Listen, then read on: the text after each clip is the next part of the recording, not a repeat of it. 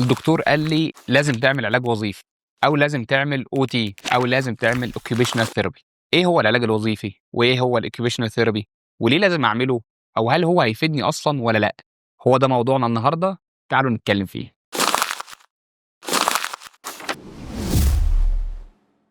اهلا وسهلا بيكم في فيديو جديد لينا.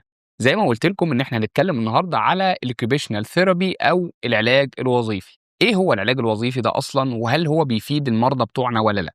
خلينا نتكلم الاول ان العلاج الوظيفي اتخلق او اتعمل عشان يبدا يكمل الجزء بتاع العلاج الطبيعي. بمعنى العلاج الطبيعي خلاص هو اشتغل مع المريض بتاعي، قوى العضلات، ظبط الدنيا، كل حاجه تمام. بتفضل في مشكله بسيطه كده، ان المريض يقول لك انا مش عارف احقق الوظيفه بتاعتي. يعني انا طول ما انا في العياده انا زي الفل واشيل بقى اوزان و50 كيلو و60 كيلو والدنيا زي الفل، انما انا مش بعرف مثلا اكل لوحدي، مش بعرف امسك الطبق واحطه واكل لوحدي، مش بعرف اشرب، مش بعرف اغير لنفسي، مش بعرف البس القميص وهكذا. فبدأ يحصل زي نوع كده صغير من العلاج الطبيعي سموه العلاج الوظيفي. طيب، اعرف ازاي ان انا محتاج اصلا العلاج الوظيفي؟ لو انا مثلا، خلينا نفترض الاول ان احنا مرضى سكته دماغيه. لو احنا مريض سكته دماغيه وانا لسه في اول مرحله اللي هو المرحله بتاعت ايدي ورجلي لسه مش بيتحركوا اصلا، تمام، ابدا اتكلم او ابدا ادخل العلاج الوظيفي في المرحله دي ولا لا؟ بالنسبه لنا مش هيبقى مفيد باي حاجه خالص. ليه؟ لان انا في المرحله دي انا كل اللي انا محتاجه هو شكل من اشكال العلاج الطبيعي يكون متخصص في السكته الدماغيه، عشان ابدا اظبط الحاجات دي كلها، وبعد كده ابقى اشوف اساسا العلاج الوظيفي هل انا محتاجه ولا لا. فنبدا في اول مرحله نشتغل علاج طبيعي عادي جدا، ملهاش علاقه اصلا بالعلاج الوظيفي. نبدا نحط العلاج الوظيفي بتاعنا ده على جنب. بعد كده بدأنا نشتغل وبدأ الكتف بتاعنا يتحسن وبدأ الكوع بتاعنا يتحسن وبدأت الحركة عندنا إلى حد ما تتحسن. هنا بقى أقدر أقول لك اجري على العلاج الوظيفي، يلا بينا. ليه؟ لأن هو هيحول لك الدرجات الكبيرة اللي حاصلة على مستوى الدراع بتاعي لوظيفة. يعني أنت بتعرف تحرك كتفك بتعرف تحرك القلب بتاعك.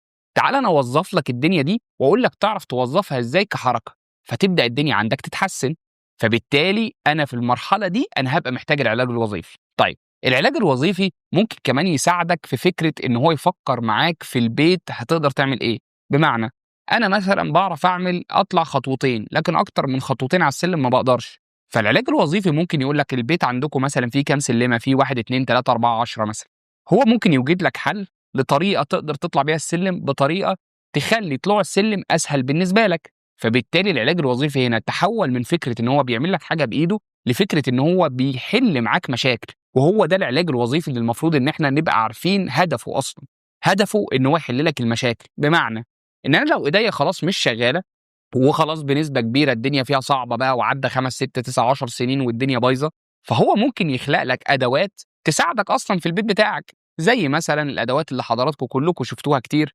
بمعنى مثلا مريض اصابات نخاع شوكي مثلا الليفل بتاعه فقرات عنقيه، فالفقرات العنقيه بتاعتنا مأثره على الدراع، فالراجل ده مش قادر يساعد نفسه ان هو ياكل لوحده اصلا، تمام، بس عندنا البايسبس شغاله.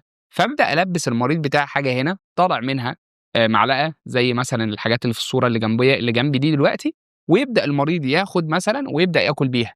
فده بالنسبه لي علاج وظيفي، فهيبدا يحسن المريض بتاعي. فكده انا ما حسنتش المعضله نفسها، انا حسنت الوظيفه بتاعت المريض، خليت المريض ما يعتمدش على غيره، ودي بالنسبه للمريض بتبقى حاجه كبيره جدا. فبالتالي انا عايز الحاجه دي. فممكن كمان يبقى هدف من اهداف العلاج الوظيفي هو خلق فرص جديده للوظيفه بتاعتي، خلق فرص جديده للحركه اللي انا بعملها، خلق فرص جديده للطرق اللي انا بتحرك بيها او الطرق اللي انا بعملها في البيت او هكذا والكلام ده كله. فيبقى عشان نعرف فايده العلاج الوظيفي بتاعتنا نبقى عارفين ان ده بيحل مشاكل ان هو يوظف العضلات نفسها في وظيفه، وتاني حاجه ان هو ممكن يهيئ لك الجو اللي حواليك سواء البيت او الشارع او الكلام ده كله عشان يوظفك او يشغلك صح. طب مين هو اللي المفروض يشتغل العلاج الوظيفي؟ خليني اقول لك ان في كل الدول العالم العلاج الوظيفي ده بيبقى ليه جامعات خاصه او كليات خاصه جوه الجامعات، تمام. الكليات دي بتبقى خاصه بالعلاج الوظيفي وبتدرس له سواء بسنتين او 3 سنين او 4 سنين اكوردنج طبعا او على حسب كل جامعه ومستواها. هنا في مصر احنا لسه ما بدأناش الشكل ده، بس دكاتره العلاج الطبيعي جوه الجامعات عندنا او جوه كليات العلاج الطبيعي بيبداوا ياخدوا كليكرم كامل على الاوكيبيشنال ثيرابي او العلاج الطبيعي. أو العلاج الوظيفي. فبالتالي أكتر حد هيبقى مؤهل في الفترة اللي إحنا بنتكلم فيها دلوقتي إن هو يقدر يتكلم أو إن هو يتعامل كعلاج وظيفي هو دكاترة العلاج الطبيعي. فبالتالي أنت ممكن تخلّص الجزء بتاع العلاج الطبيعي بتاعك وتبدأ تشتغل العلاج الوظيفي لو أنت أساسًا حالتك متطلبة العلاج الوظيفي، ولو أنت حالتك هتتحسن بالعلاج الوظيفي.